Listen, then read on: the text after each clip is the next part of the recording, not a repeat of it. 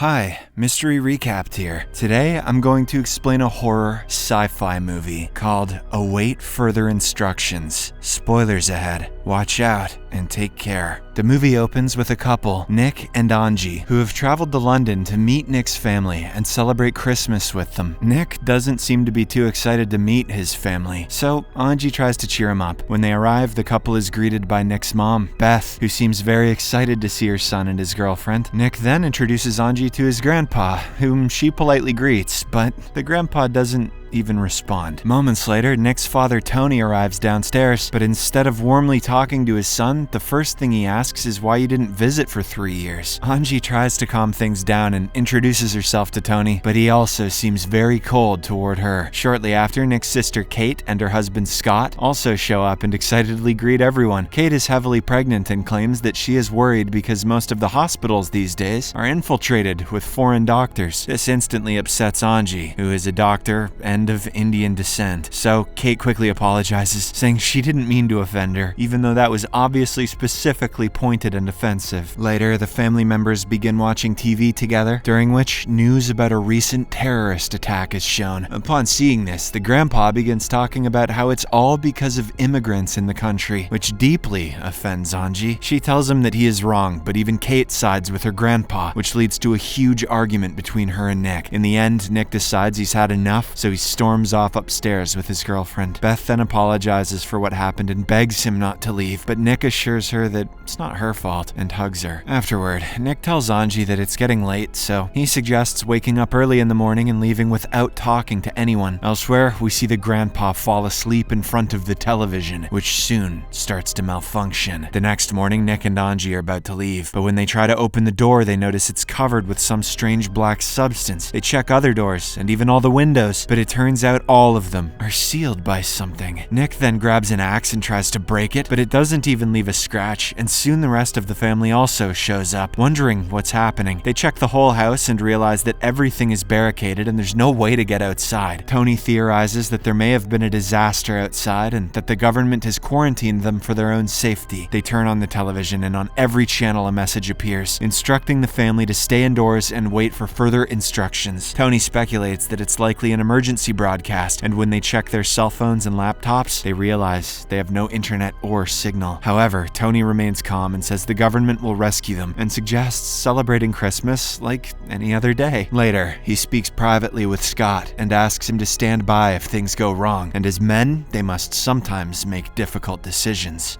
We might have to eat, Grandpa. Later, the family gathers for a meal at the table when Angie begins coughing, and Kate immediately accuses her of being infected. Nick shuts his sister down, but the grandpa once again starts making racist remarks, sparking another argument between them. However, Tony silences everyone and begins to cut the turkey, just as another message appears on the screen, warning them not to eat the food as it's contaminated. Upon seeing this, Tony orders everyone to stop eating and proceeds to throw away all the food, but Nick tries to stop him, which leads to an argument between them. Meanwhile, Kate calls her husband useless while her father is taking charge, so Scott decides to step up. He interrupts the argument between Nick and Tony and then aggressively hits Nick for not listening to his dad. Moments later, the text on the TV changes, instructing them that everything is contaminated, so they must bathe themselves with bleach. Everyone follows the order and goes to the bathrooms where they clean themselves with cleaning solutions. Sometime later, the family once again gathers in the living room when several syringes fall down the chimney. The elves are having a weird year, along with a message on the TV instructing them to use the vaccination kits due to contamination. Angie warns that this is a bad idea, pointing out that they don't know what substance they contain, and it turns out that the syringes have already been used. However, the family refuses to listen to her warnings and begins injecting themselves one by one, even the heavily pregnant Kate. Afterward, Tony forces Nick and Angie to inject themselves as well, and with no other option, they reluctantly comply. But moments later, things take a dark turn when all of a sudden the grandpa begins vomiting a black substance, after which he collapses dead on the floor, leaving everyone in shock. Angie immediately blames Tony for causing this by forcing them to inject themselves, but Tony says maybe this vaccine didn't work on his father because of his old age. Kate also agrees, suggesting that the vaccine may have caused an allergic reaction in Grandpa, as the rest of them are fine. Not long after, the TV shows another message saying they have to return the syringes through a slot in the door. Scott proceeds to push the syringes through the slot, which is between black cables, but he soon becomes curious. He then puts his hand in the slot while asking for help, and in a shocking twist, the cable ends up cutting off his finger, prompting him to scream in terror. Elsewhere, we see Nick and Tony wrapping the grandpa's dead body in sheets, and here we learn why Tony is so harsh. It turns out that when he was little, his father used to beat him for simple things, like wanting to go to the bathroom, claiming that a real man can hold it. This makes Tony emotional, but he doesn't dwell on it long and soon returns to the living room. There, the TV displays another message, saying that one of them is infected and must be isolated. Kate obviously immediately accuses Angie, since she had coughed earlier, and the rest of the family also sides with her. Upon hearing this, Nick becomes angry and begins arguing with his family, but they all proceed to gang up on him. So, to calm down the situation, Angie agrees to lock herself in another room, which turns out to be the same room where the grandpa's corpse is. Nick and Angie then talk through the door, during which she tells Nick that he should try disconnecting the television to see what happens. With this, Nick heads downstairs, where he turns off the TV just as his sister notices him and immediately calls their father. Tony turns the TV back on, which now shows a series of symbols until a warning message appears, stating that interrupting the signal could put their lives at risk. This makes Kate furious, so she orders Scott to beat her brother up. Nick tries to run upstairs, but Scott catches him, and the two begin fighting on the stairs. During the chaos, Kate, who is directly behind them, gets accidentally hit, causing her to fall from the stairs and break her leg. Upon seeing this, everyone rushes to help her while Scott freezes in shock, and when he stares at the TV, it briefly shows a message, "I see you." Nick and Beth begin to panic because Kate's bone has popped out of her leg and she's bleeding heavily. The only doctor in the house is Angie, but Tony shockingly refuses to let her out, claiming she's infected. Tony then shows no concern and says he's going to his study room, asking them not to disturb him. After he leaves, poor Beth begins crying for her daughter and pleads with the people on TV for help, but she gets no answer. A distraught Scott then tells Nick that they had already chosen names for their baby: Young Racist if it was a boy, or the Shit Princess if it was a girl. Later, Nick speaks to Angie through the door and tells her what is happening to Kate. Angie explains that Kate won't survive much longer if she doesn't get medical attention soon. Nick has had enough, so he tries to find an exit in the house, but to no avail. He eventually arrives at a bathroom where he starts breaking through a pipe to find a way out. He manages to make a hole and passes his cell phone on a stick with the camera on to record what is on the other side. Upon reviewing the footage, Nick sees a creature with tentacles throwing itself against the phone. While inside the living room, the TV emits an alert saying that the perimeter is being breached. Upon hearing the alert, Tony takes Scott and goes to find Nick, whom they locate in the bathroom. Nick tries to show his dad the video, but Tony ignores him and begins beating him severely. Tony then ties Nick to a chair just as another message appears on the TV, instructing them to extract information from the sleeper agent. Tony thinks his own son is the sleeper agent, so he begins to torture him to extract information. Even Scott is horrified and tries to stop him, but Tony refuses to listen, grabs a scalpel, and proceeds to cut his son. Next, Tony prepares to take out his son's eye, but at the last moment they are interrupted by Beth screaming. They all rush to check, and Beth shockingly reveals that Kate has passed away. Despite such grim news, Tony doesn't show much reaction, so Beth slaps him hard across the face and tells him he's always been an arrogant jerk and that she hates him. Elsewhere, Angie finds a TV in the room, and when she turns it on, she sees symbols similar to those on the TV earlier. Angie then opens the television and finds something that shakes her to her core. Soon, another message appears on the TV, stating that quarantine is activated in room 1, after which black smoke begins pouring out of the cables. It also instructs all survivors to return to the first floor. Nick quickly rushes upstairs to save his girlfriend, but the door is locked. Scott then hands him the key, and Nick manages to get his girlfriend out of the room. In another room, his mother is trapped as the smoke is thick around her and burning her. Nick desperately tries to help her, but it's too late. Beth urges them to leave and protect themselves before the room explodes, and she